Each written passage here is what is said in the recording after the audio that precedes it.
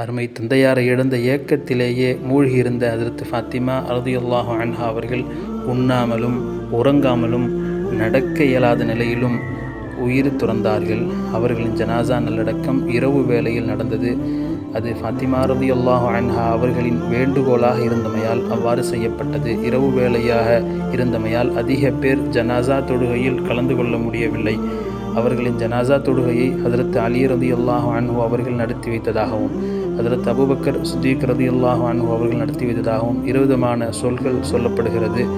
அவர்களின் ஜனாசா ஜன்னத்துல் பக்கி என்ற இடத்தில் நல்லடக்கம் செய்யப்பட்டது.